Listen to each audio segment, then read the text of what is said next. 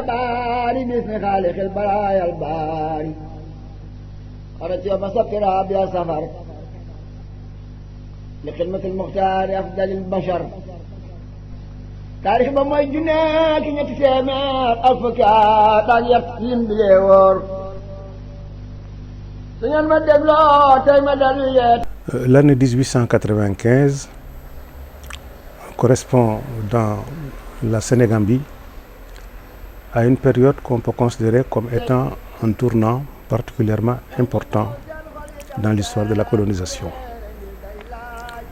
Si les Occidentaux avaient établi des contacts avec les pays de la Sénégambie dès le XVe siècle, on peut dire que jusqu'à ce que le Sénégal ait à sa tête Faidherbe, aucun processus véritablement significatif d'occupation du pays ainsi que de déroulement d'un processus visant à mettre en place une colonisation véritable avec des finalités bien précises n'avait été décliné.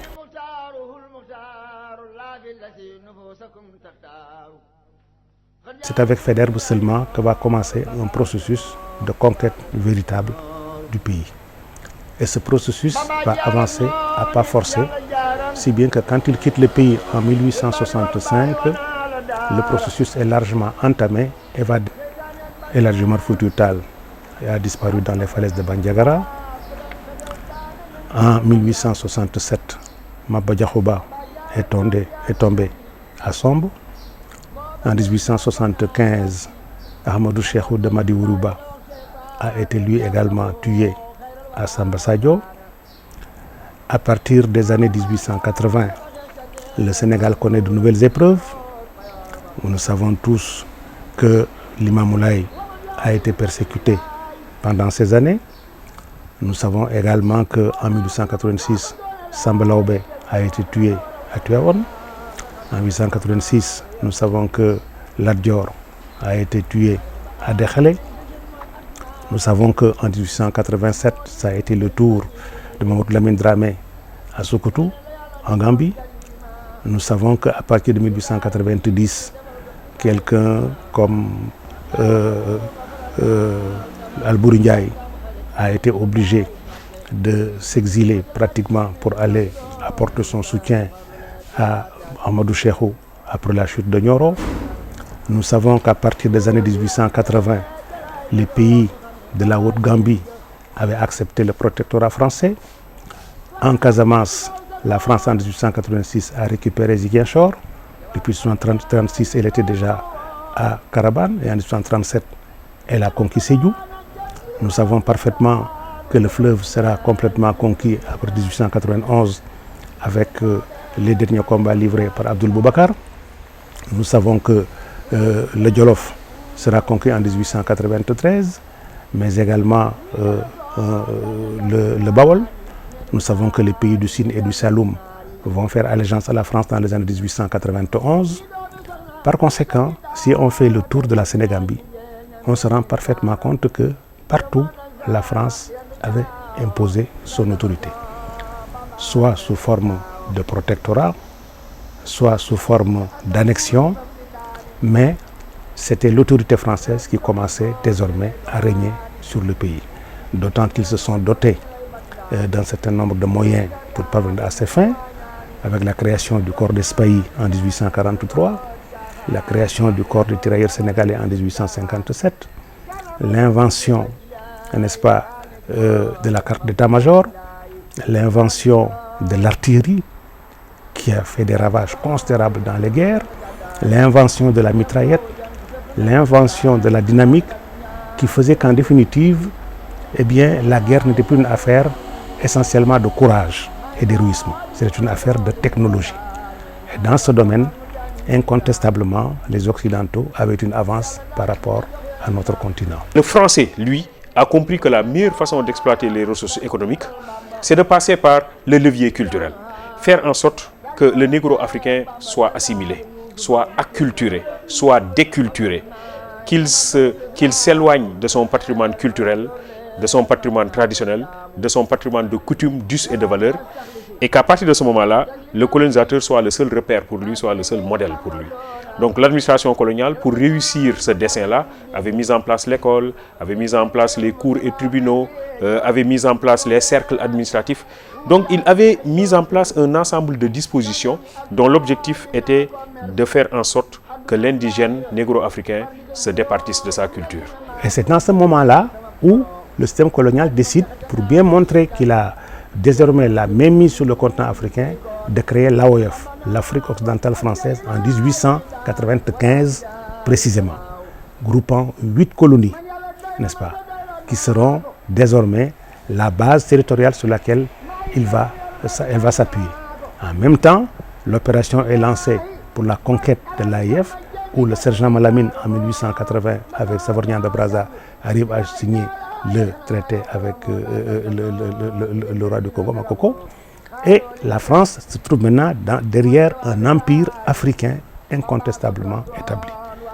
L'AIF sera établie entre 1903 et 1910. En même temps, elle a formalisé ses frontières avec la Guinée-Bissau, avec la Guinée-Conakry, avec la Gambie entre 1889, 1904 et 1905. Et c'est également dans ce contexte-là qui se situe après le congrès de Berlin de 1884-1885, la conférence de Berlin, 1885, il ne restait plus qu'à régner sur les consciences. Ils ont occupé la terre, ils ont occupé la force de travail, ils ont occupé également le pouvoir politique et le pouvoir économique. Il ne restait plus à la France pour régner de façon absolue sur le Sénégal qu'à régner sur les consciences. L'environnement colonial était un environnement de domination.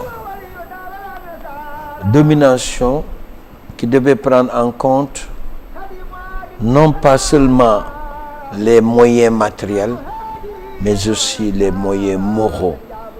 C'est-à-dire que le colon puisse avoir un droit de regard sur le vécu quotidien des colonisés. Et pour que le colonialisme puisse atteindre ses objectifs, il faudrait que les colonisés puissent vivre selon un mode prédéterminé par lui. C'est pourquoi Seigne Touba dérangeait. Le Cheikh Ahmadou Bamba et les chefs religieux avaient compris qu'aussi longtemps que le dominateur n'aura pas régné sur les consciences, sa victoire n'est pas totale. C'est quand il aura régné sur les consciences qu'il pourra modifier les comportements des individus ainsi que leur façon de vivre. C'est ce qui s'est passé dans les Antilles, c'est ce qui s'est passé en Guyane, c'est ce qui s'est passé dans les îles de la Réunion et consorts. Dans ces pays qui n'avaient pas l'islam en tant que tel, on a occupé la terre, on a occupé la force de travail, on a occupé le pouvoir politique et on a occupé également la conscience des populations. Et par un phénomène de décérébration et de recérébration, on a mis à la place, n'est-ce pas, des mentalités, une vision du monde qui serait conforme à l'acceptation de la colonisation pour que celle-ci puisse régner désormais en maîtresse absolue sur les pays. Alors, il y a eu beaucoup de résistants en Afrique qui ont utilisé les armes pour faire face à cette invasion coloniale. Mais on s'est rendu compte que ces résistants n'ont pas pu tenir tête à ces colonisateurs qui avaient un armement autrement plus sophistiqué. D'autres résistants ont compris qu'il fallait utiliser une méthode beaucoup plus intelligente, beaucoup plus efficace, qui peut permettre de protéger les populations, de protéger leur culture, de protéger leurs croyances. Cheikh Ahmadou Bamba s'inscrit dans cette perspective-là. Pour l'ordre colonial, toute forme de rassemblement ne devrait se faire que selon ces critères. Et le fait que la foi soit au rendez-vous et que cette foi soit une foi musulmane dérangeait beaucoup. Alors dans cette situation-là, Cheikh Ahmadou Bamba propose quelque chose de stable, quelque chose de pérenne. Il s'agit de retourner à la spiritualité. Il s'agit de retourner à l'enseignement de Dieu. Il s'agit de retourner à la tradition prophétique. Il s'agit précisément d'être ouvert, il s'agit d'être humble, il s'agit d'être humaniste. Voilà ce que nous enseigne Cheikh Ahmadou Bamba. Et l'enseignement de Cheikh Ahmadou Bamba, donc, est un enseignement qui promeut des valeurs fortes, qui promeut des principes forts. Chercher le savoir, être ouvert à l'autre, aider, être à la disposition de l'autre, travailler pour la paix, développer le culte du travail. En Serigne Touba, il n'y a pas de meilleure forme de libération que de pousser l'individu d'abord à croire en lui-même et de se considérer comme la seule créature du Tout-Puissant, mais surtout de mettre le travail à un niveau très élevé. Les disciples, pour l'essentiel, étaient convaincus de la pertinence de l'enseignement de Cheikh Ahmadou Bamba. En fait, Cheikh Ahmadou Bamba n'était pas quelqu'un qui attirait les gens vers lui. Il attirait les gens vers Dieu et vers le prophète Mohammed. Sallallahu alayhi wa sallam, c'était ça qui constituait son combat. Comme il l'a dit, je l'ai rappelé tout à l'heure, comme il l'a dit à Serigne Dame Abdourahmane Lo. Tout son travail s'articule autour des enseignements du Coran, autour des enseignements du prophète Mohammed sallallahu alayhi wa sallam. Et les disciples étaient conscients de cela. Cheikh Ahmadou Bamba est quelqu'un qui tournait le dos à la vie mondaine. Cheikh Ahmadou Bamba était connu pour être farouchement attaché à des principes qui étaient des principes religieux, qui étaient des principes spirituels. Nombreuses foules qui accouraient vers Serigne Touba, pour eux, c'était un signe de danger. Parce qu'ils pensent que Serigne Touba aurait pu trouver en cette forte adhésion populaire les moyens de refuser la domination coloniale. Ils ont pensé à cela. Ils l'ont infiltré par des soi-disant talibés qui venaient rendre compte de son vécu quotidien. Ainsi, ils sont réveillés un jour, ils ont décrété et retenu que Serigne Touba était prêt pour la guerre sainte. Il leur a répondu qu'il n'était pas lui pour une guerre des armes, mais il était surtout prêt pour une guerre des âmes. Il voulait surtout purifier les âmes, en faire de véritables mourides, des gens qui n'aspirent qu'à servir le prophète Mohammed sallallahu alayhi wa sallam, mais aussi à servir le Tout-Puissant.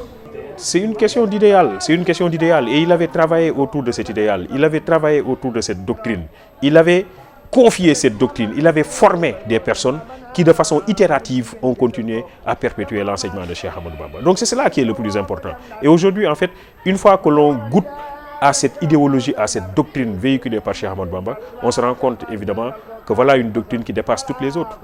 Toutes les autres doctrines qui ont existé dans le monde et qui ont cherché à sauver l'homme, qui ont cherché à sauver la société, n'ont fait que péricliter l'homme dans un véritable gouffre, que ce soit le libéralisme, que ce soit le communisme, que ce soit les autres idéologies. Aujourd'hui, l'humanité est en train de chercher une idéologie qui puisse la sauver de la déréliction. Et cette idéologie, je crois qu'il faut la trouver à Touba avec Cheikh Ahmadou Bamba. Et Cheikh Ahmadou Bamba, se levant en ce moment-là, affirmant qu'il ne croyait qu'en Dieu et en Dieu seul, il n'avait pas d'autre maître que Dieu et Dieu seul, remettait en cause fondamentalement le paradigme fondateur du système colonial. Parce que le système colonial se fonde sur le fait que c'est l'autorité coloniale qui est l'autorité suprême. Et c'est à lui que tout le monde doit se soumettre. Que de trouver quelqu'un qui ose dire que lui, il n'a de maître que Dieu seul, il accepte de ne se soumettre qu'à lui et refuse toute autre forme d'allégeance à quelque autorité que ce soit. C'est un défi que le système colonial ne pouvait pas supporter. Et c'est la raison pour laquelle il apparaissait comme un esprit dangereux, quelqu'un qu'il fallait essayer de neutraliser le plus rapidement possible, parce que si ce discours-là parvenait à gagner les consciences, c'est toute l'œuvre que la France avait entreprise depuis pratiquement de longues années qui serait entièrement remise en cause. Voilà pourquoi il devenait une cible privilégiée qu'il fallait systématiquement éliminer. C'est dans cette perspective-là qu'il a été convoqué à Saint-Louis, qu'il a connu beaucoup de déboires de la part de l'administration coloniale, mais qu'il a toujours rappelé qu'il reste ferme sur les principes. Les principes, ainsi qu'il le dit dans sa lettre réponse envoyée à Serigne Dame Abdourahmane Lo, cher disciple, lui dit-il, si vous voulez réussir votre vie ici et votre vie dans l'au-delà, je vous recommande de suivre de façon scrupuleuse les dispositions canoniques du Coran et de suivre aussi de façon scrupuleuse la tradition prophétique. Et donc c'est quelqu'un qui s'est inscrit dans cette perspective-là, qui n'a jamais voulu transiger par rapport à ces principes, être ferme sur la croyance, être ferme sur la tradition prophétique et travailler à protéger sa communauté contre les effets néfastes de la colonisation. Le colonisateur a estimé alors que Cheikh Ahmadou Bamba constituait un danger. les mourides et quelques personnalités se sont levés pour dire à Seigne Touba, laissez-nous nous battre contre le colon pour que vous n'alliez pas répondre à Saint-Louis. Qu'est-ce qu'il leur a dit? Non, je prends la non-violence parce que je suis sûr de vaincre et de triompher. Il leur a dit, sama digganteeg tubaab bi walu dëgëj la dana mokk rumbar te kenn du dégg kanang. Donc personne, kenn déggul kanang, aucune arme n'a été entendue. Et pourtant, la victoire, elle est totale aujourd'hui. Voilà quelqu'un qui a compris très tôt que la meilleure façon de contrer les effets négatifs du colonialisme, c'est de mettre en place un dispositif de résistance qui soit intelligent et qui reste chevillé aux croyances et aux valeurs locales. Et donc, le colonisateur est quelqu'un qui était plus ou moins contrarié par la démarche de Cheikh Ahmadou Bamba et qui a dit, évidemment, que la meilleure façon de lutter contre celui-là, c'est de le perturber, de le torturer, de l'extirper de son terroir, de l'amener ailleurs, mais avec comme lame de fond l'objectif fatal qui est de le supprimer. Seigne Touba a vaincu parce que simplement il a brisé les chaînes du colonialisme en clamant tout haut et en clamant de manière forte son allégeance exclusive envers son Créateur et en se réclamant le serviteur du prophète Mohammed sallallahu alayhi wa sallam.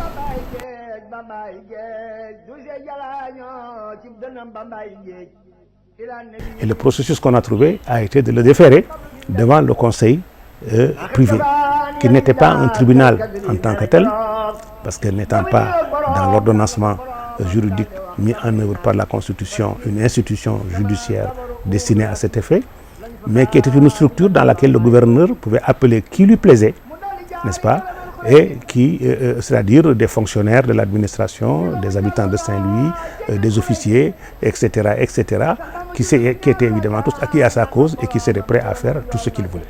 Et c'est en ce moment-là qu'on l'a déféré devant cette institution. Le tribunal d'exception, le conseil coutumier, un tribunal d'exception, où l'individu qui se présente devant ce conseil n'a aucun droit, même si ce qu'on lui reproche n'est pas fondé du tout. Où il ne peut pas être défendu par un avocat, où il est par conséquent livré pieds et poings liés à ses adversaires qui articulent toutes sortes de griefs contre lui, disant qu'il est de la confrérie Tidjaniya. Et la Tidjaniya est une confrérie de guerre telle qu'incarnée par El Hadji Omar Foutiyou Tall, par Alboury Ndiaye, par Ahmadou Cheikhou et par Maba Diakhou Ba, etc.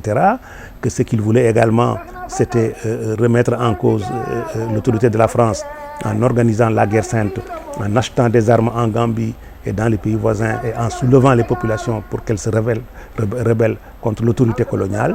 Et on a préparé un dossier totalement faux, ne renfermant que des accusations absolument fantaisistes, n'est-ce pas, pour essayer de le condamner. Le fait de juger Cheikh Ahmadou Bamba à travers un procès et des chefs d'accusation qui étaient complètement faux, parce qu'on a considéré qu'il gardait des armes, qu'il se préparait à une résistance armée.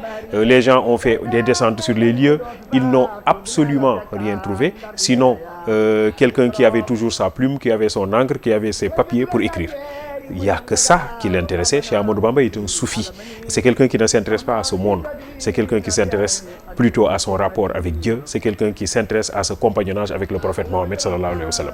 C'est quelqu'un qui ne travaille que pour ça. Donc, pas d'armes, pas de préparation, pas de complot, mais justement des chefs d'accusation fallacieux ont été retenus contre lui simplement pour l'inculper. Mais bien sûr que si. Aujourd'hui, nous sommes au Sénégal dans un pays à 95% musulmans. Le système colonial n'a pas pu réaliser ce qu'il voulait. Ce qu'il voulait, c'était le détruire, c'était le tuer. À un moment donné, un des administrateurs qui était ici à cette époque-là au Sénégal a même suggéré qu'on l'élimine physiquement. Hein, parce qu'il a dit morte la bête, mort le venin. N'est-ce pas? C'était ça qu'il désirait. Alors, je pense par conséquent que cette stratégie qui a été mise en œuvre a été payante. Parce qu'au bout du processus, elle a permis à l'islam de triompher, de survivre. Et aujourd'hui, nous avons une religion qui est largement majoritaire dans le pays, malgré tout ce que le système colonial a tenté pour qu'il n'en soit jamais ainsi. Sociologiquement alors, on va dire que le combat du colonisateur aura échoué, non pas parce qu'il y avait des résistants qui ont été défaits, mais parce qu'il y a quelqu'un qui a su être intelligent, utiliser l'arme intelligente qu'il fallait en son temps, c'est-à-dire faire face au colonisateur sans lever la moindre arme que ce soit, mais en utilisant des stratégies qui sont fines, protéger sa communauté, défendre la religion musulmane, défendre l'enseignement du prophète Mohammed et dire que dans l'avenir, j'ai laissé un héritage fort pour les générations qui viendront après.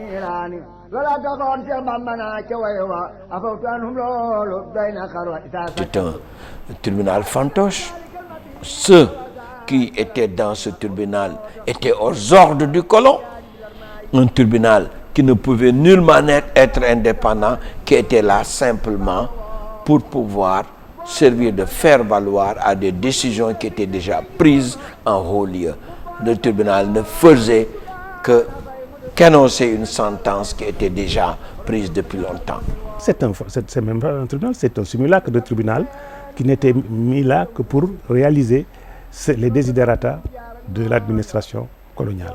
Son objectif était de faire condamner Cheikh Ahmadou Bamba, surtout qu'en cette année 1895, c'était l'année où Cheikh Ahmadou Bamba envisageait aussi d'aller à la Mecque. Or, s'il allait à la Mecque, il reviendrait avec une aura tout à fait particulière, n'est-ce pas? Son pouvoir n'en serait que beaucoup plus fort.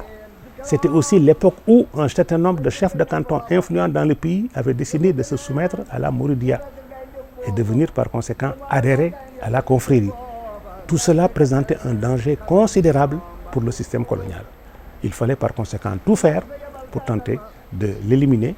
Et la meilleure façon pour cela, c'était de l'éloigner du Sénégal, de l'amener dans un pays lointain. On avait déjà envoyé beaucoup d'autres Sénégalais avant lui, comme exilés. Beaucoup y avaient laissé leur vie. Ils pensaient que lui aussi n'en reviendrait pas et que d'une façon ou d'une autre, on en aurait fini avec lui. On tournerait définitivement la page de la Mouridia. Le procès n'avait pas de sens à partir du moment où la descente qui avait été faite dans la demeure de Seigne Touba, avec la présence de Bourkoumé Ndofène Diouf, a permis aux colons de se rendre compte que Seigne Touba n'était pas armé et qu'il n'avait pas amassé d'armes et qu'il ne se préparait pas à lever une arme contre le colonialiste. Elles ne sont pas fondées parce que, comme je vous l'ai dit, lui-même a posé la question à son entourage. Il leur a dit, où est Ahmadou Cheikhou? On lui a dit, il est tombé à Madiouri. Où est El Hadji Omar Foutiyou Tall? On lui a dit, il a disparu dans les falaises de Bandiagara. Il dit, où est Maba Diakhouba? On lui a dit, il est tombé à Sombo. Il a donc montré que les guerres qui avaient été faites par les résistants africains pour tenter de s'opposer au système colonial n'avaient pas donné de bons résultats. Et que l'expérience ayant prouvé que la guerre désormais ne pouvait plus empêcher le système colonial de rester dans le pays, parce que précisément le décalage technologique était tel que la guerre n'était plus une affaire de courage, une affaire d'héroïsme, une affaire, n'est-ce pas, de volontariat. Il a pensé que il fallait modifier la stratégie. Et la stratégie, c'était habiter les consciences des populations, créer des daras, enseigner le Coran, former les gens dans les daras, les tenir en main de manière à constituer un écran culturel qui fasse que les Sénégalais attachés à leur religion trouvent en eux les réflexes nécessaires pour pouvoir s'opposer. Rien n'était fondé. On avait peur de Seigne Touba. On avait peur de Seigne Touba parce qu'il dérangeait l'ordre colonial. C'est pourquoi il a été exilé au Gabon. L'objectif du colon, c'était de décourager les disciples de Cheikh Ahmadou Bamba, c'était de décourager la famille de Cheikh Ahmadou Bamba, c'était de décourager l'entourage de Cheikh Ahmadou Bamba. Mais ce qu'il n'avait pas compris, c'est que Cheikh Ahmadou Bamba est quelqu'un qui s'était préparé en conséquence. Il savait ce qui allait arriver. C'est un fin stratège qui avait compris que le colonisateur allait mettre en place des stratégies dangereuses d'isolement, de marginalisation et donc d'éloignement par rapport à sa communauté. Alors Cheikh Ahmadou Bamba avait confié des tâches à ses frères, avait confié des tâches à ses parents, à ses oncles, mais avait confié des tâches à des disciples qu'il avait formés. Plus tard, quand il sera donc en résidence surveillée à Diourbel, pour vous répondre, Retournons à ce dernier rapport. J'ai oublié le nom du commandant de cercle qu'il a écrit. Qu'est-ce qu'il a dit? Serigne Touba n'est pas quelqu'un qui est attiré par la violence. C'est un homme de Dieu exceptionnel qui n'est intéressé que par l'adoration qu'il voue à son Créateur. Il a aujourd'hui la puissance de ses prophètes et il aurait pu lever des armées, mais tout cela ne l'intéresse pas. Ce qui l'intéresse, c'est de se consacrer à l'adoration profonde envers son Créateur. Pendant toute sa vie, c'est quelqu'un qui a été éloigné de sa communauté. Mais on s'est rendu compte que plus on l'éloignait de sa communauté, plus cette communauté devenait plus forte, adhérait plus à ses principes, adhérait plus à son appel, et cette communauté devenait de plus en plus grande. Et je crois évidemment que sociologiquement, on peut considérer que c'est un procès qui reposait sur des chefs d'accusation faux, fallacieux. Il s'agissait simplement pour le colonisateur d'éliminer quelqu'un considéré comme intelligent et dangereux, d'éliminer. Donc toute cette histoire de déportation, l'objectif visé c'était de l'éliminer physiquement. Mais je crois que chez Ahmadou Bamba, au-delà des considérations temporelles, c'est quelqu'un qui était assis sur des principes forts de spiritualité qui l'ont protégé. Mais ils ont découvert que l'arme de Serigne Touba était plus fatale, était plus forte que des armes matérielles, parce que Serigne Touba arrivait à convaincre, à pousser les foules à adhérer d'abord aux préceptes de l'islam, mais ensuite à s'organiser autour de lui. Tout cela a dérangé, c'est pourquoi finalement le colonialiste n'a pas renoncé à ses accusations, a continué de soutenir, malgré l'inexistence d'armes. Dans la concession de Serigne Touba, ils ont continué à dire que Serigne Touba s'était engagé à remettre en cause l'ordre colonial. Pour cela, ses idées dérangeaient et qu'il fallait le déporter.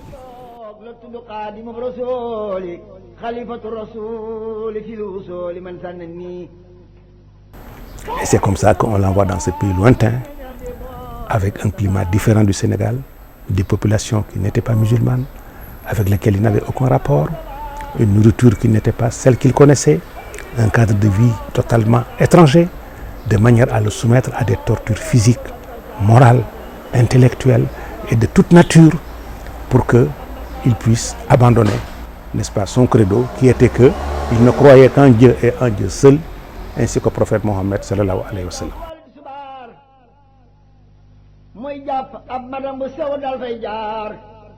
Ils ont voulu que Serigne Touba tombe dans l'oubli le plus profond. Et l'oubli avait été organisé. C'est pourquoi il n'y a pas d'archives. Je pense qu'entre 1895 et 1902, d'abord il était au Gabon. Par conséquent, la documentation archivistique, pour l'essentiel, devait provenir du Gabon, pour ce qui le concernait. Je sais qu'il y a une bonne documentation archivistique que détiennent un certain nombre de communautés chrétiennes qui étaient au Gabon, à qui l'administration coloniale avait confié la mission de surveiller le Cheikh Ahmadou Bamba, de s'approcher de lui et de rassembler toutes les informations nécessaires sur sa personne pour peut-être espionner le moment où il pourrait constater que sa détermination a commencé à faiblir et qu'il serait peut-être beaucoup plus souple pour discuter. Toute cette documentation se trouve aujourd'hui en France. Elle est en Europe. Bon, mais cette documentation n'a pas été reversée ici, dans les archives, au niveau du Sénégal. C'est ce qui explique ce vide que nous avons. C'est tout le caractère partisan de l'histoire racontée par le colonisateur. En réalité, le colonisateur a voulu segmenter l'histoire, filtrer l'histoire, ne prendre que des éléments qui sont des éléments qui soient à sa faveur. Je crois que pendant toute cette période, Cheikh Ahmadou Bamba n'a pas cessé de montrer en fait la grandeur de son âme à travers des actes qu'il posait qui dépassaient l'ordinaire. Et donc, toutes ces choses-là ont été camouflées par le colonisateur qui finalement n'a retenu que des choses qui peuvent l'arranger. C'est pourquoi quelque part Paul Valéry a dit que la conscience de l'histoire est une conscience dans l'histoire. L'histoire ne justifie que ce qu'on veut. Même s'il y a de l'exagération dans le propos de Paul Valéry, il veut simplement dire qu'il peut arriver un moment où des gens manipulent l'histoire, orientent l'histoire de manière finalement à valoriser leur cause et à mettre l'autre dans un gouffre. Voilà qui explique évidemment que pendant cette période où Cheikh Ahmadou Bamba a montré son endurance, au moins les archives auraient pu parler de l'endurance de Cheikh Ahmadou Bamba. On lui a fait subir toutes les catastrophes possibles et imaginables, il a enduré. Mais on me dit à Lyon, il y a des archives. C'est pourquoi un jour j'avais décidé de faire la démarche. D'abord en tant que ministre des Affaires étrangères, malheureusement, je n'ai pas pu la parachever. Cette démarche, je demande aujourd'hui aux autorités qui sont là de la parachever, de faire de sorte que nous ayons les archives de Lyon qui parlent de cette période. Parce qu'il existe des archives, mais ils n'ont pas voulu que ces archives soient portées à la connaissance des Sénégalais. Le colonisateur était surpris de voir le lendemain Cheikh Ahmadou Bamba encore vivant. Mais ils se sont tus sur tout cela. Mais ça, on le sait, qu'ils ont tout tenté pour l'éliminer. Mais Cheikh Ahmadou Bamba était protégé. Il était protégé par Dieu. Il était protégé par le prophète Mohammed sallallahu alayhi wa sallam. Il n'est pas n'importe qui. Il a été élevé à un grade supérieur, et ça, tout le monde le sait. Et en conséquence, c'est à l'arrivée seulement que le blanc s'est rendu compte qu'il a mené beaucoup d'actes, qu'il a posé beaucoup d'actes, mais ces actes étaient vains, parce que simplement, celui qui était en face, Cheikh Ahmadou Bamba, n'était pas du même calibre que lui. Parce que Serigne Touba a vécu de manière héroïque et de manière miraculeuse durant son exil. Un exil particulièrement difficile, dans un milieu particulièrement hostile, où même, je dis, en 2016 où nous sommes, je dis, des Sénégalais survivraient difficilement.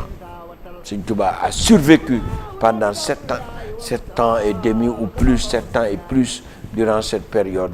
Oui, je pense que nous n'aurons de ce point de vue aucune crainte, parce que toutes ces dimensions seront reflétées. La dimension mystique de l'homme, la dimension fondamentalement intellectuelle de l'homme, n'est-ce pas? Sa dimension religieuse, sa dimension politique, sa dimension économique, sa vision sociale, la façon dont il comprenait la société sénégalaise, les enseignements qu'il a élaborés, son système d'éducation, son système de formation, la tarbiya, la tarhiya, n'est-ce pas? Et ensuite, toutes les autres structures qu'il a mises en place, le culte du travail, ce que cela signifie, n'est-ce pas, chez le mouride. Il n'y aura pas une dimension que nous laissons de côté. Ses rapports avec les autres marabouts, ses rapports avec les autres communautés, l'esprit de solidarité chez les mourides, le sens de la discipline, le sens de l'organisation, l'esprit de méthode et d'organisation, toutes choses qui correspondent à des dimensions plurielles de Cheikh, le respect de la hiérarchie, n'est-ce pas? Tout cela fait que nous allons, en fin de compte, prendre en charge toutes les dimensions que cette personnalité multidimensionnelle renferme. C'est pourquoi les bonnes informations, nous devons les avoir dans les archives. C'est l'occasion pour les mourides de les réclamer. Et nous demanderons de manière respectueuse au porte-parole Serigne Bass de s'adresser donc au gouvernement actuel pour que ce gouvernement puisse initier toutes les démarches nécessaires pour qu'on puisse avoir, le Sénégal puisse disposer de toutes ces archives durant l'exil de Serigne Touba.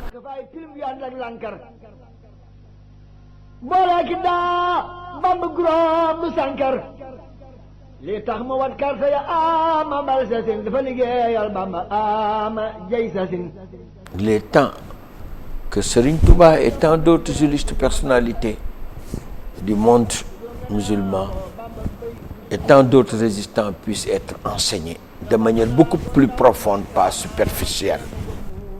En Serigne Touba, on a l'universalité de l'œuvre. Dans tous les domaines, on peut trouver l'enseignement qu'il faut. Vous savez, nous, si nous avons pu échapper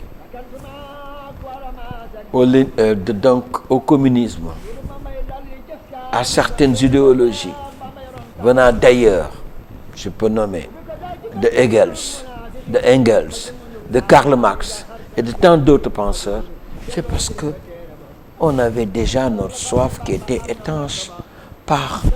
Cheikh Ahmadou Bamba a travaillé pour l'humain tout court. Il a travaillé pour le Sénégal, il a travaillé pour l'Afrique, il a travaillé pour le monde entier. Cheikh Ahmadou Bamba, déporté au Gabon, seul dans une geôle, dans des situations excessivement difficiles, a cherché de l'encre, a cherché une plume et a écrit que la race noire est une race importante, c'est une race glorieuse et que le noir n'a à développer aucun complexe d'infériorité par rapport à quelque autre race que ce soit. On peut le considérer de ce point de vue-là comme le véritable précurseur du mouvement de la négritude. Au-delà des Césaire, des Senghor, des Jacques Rabé Madangera, des Langston Hughes, des Jean Price Mars, des Webb Dubois, je crois que le premier à avoir parlé de la race noire et de l'importance qu'il faut accorder de la race noire, c'est tout compte fait Cheikh Ahmadou Bamba. En Serigne Touba, on trouvait une œuvre universelle. Je vous donne un exemple sur des domaines très simples. Vous savez, les Senghor se sont réveillés de manière courageuse face donc à beaucoup d'aléas. Ils ont créé la négritude. Mais bien avant eux, Serigne Touba a été celui qui a été le premier à défendre la peau noire. Il l'a écrit et répété. Je ne le dirai pas en arabe parce que je ne voudrais pas que les mots soient mal prononcés. Je le dirai en français. Combien a-t-il dit? Combien de fois a-t-il dit le blanc ou le noir ne peuvent apporter profit ou vous faire mal que sur décision du Tout-Puissant? Combien de fois a-t-il écrit blanc et noir? Ils les mettent sur un pied d'égalité. Ils les mettent sur un pied d'égalité. Combien de fois a-t-il eu, lui, à montrer qu'il était attaché à sa peau noire? Rappelez-vous son exil. Rappelez-vous son exil en Mauritanie. En l'amenant en Mauritanie, que voulaient-ils, les Blancs? Il disait que les Mauritaniens qui sont de peau blanche allaient créer auprès de Serigne Touba un complexe d'infériorité. Alors, Serigne Touba a été chanté par tout ce que la Mauritanie contre d'illustres personnalités religieuses. Par Cheikh Sissep, par Cheikh Sidiye, par Cheikh Sadbou, par tant d'autres. Cheikh Sadou Habib, par tant d'autres personnalités mauritaniennes. Tout cela, d'abord la négritude. Dans le marxisme, qu'est-ce qu'on cherche? À libérer l'homme. Pour ceux-là qui recherchent des repères, pour ceux-là qui recherchent des modèles, dans un monde qui est complètement perturbé, Alain Finkielkraut parle de la défaite de la raison.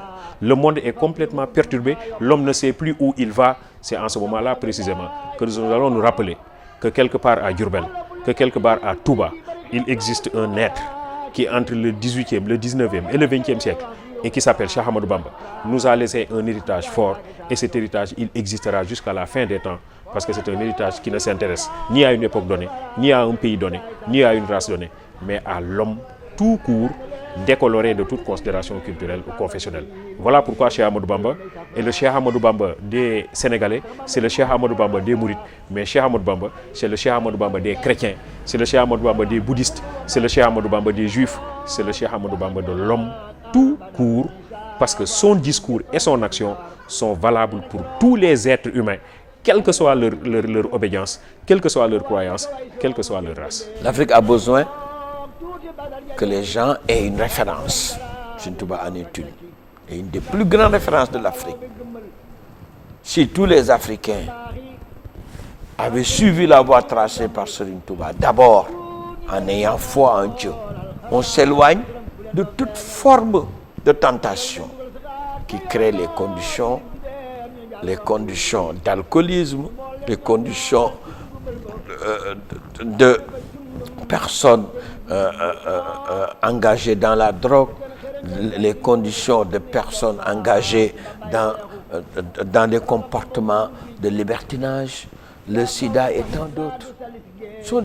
Ce sont des fléaux qui ravagent l'Afrique. Et il suffisait que ces gens-là croient en Dieu pour avoir des comportements qui leur permettraient de s'éloigner de ces fléaux. Ni les Cheikh Ahmadou Bamba, ni les El Hadji Malick Sy n'ont inventé une voie.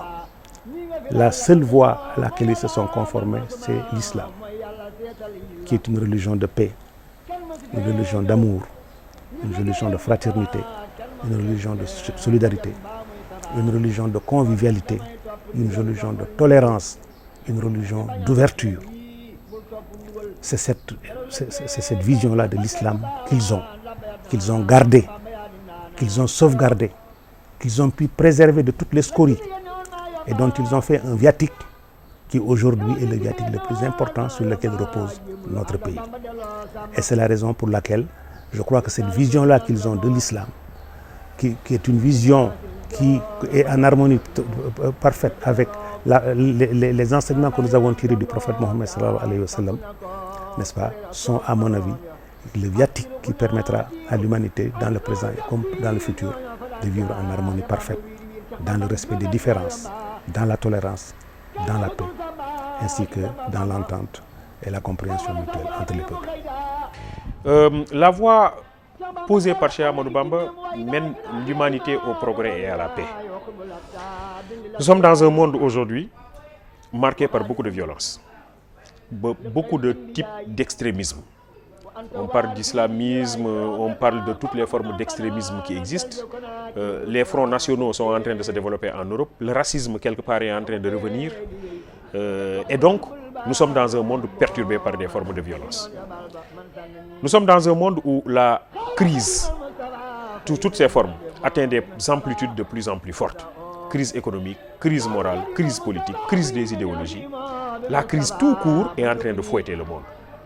في البحر روما خربتي فسادني من الإله خربتي كروك لباب يما جدال لكبلا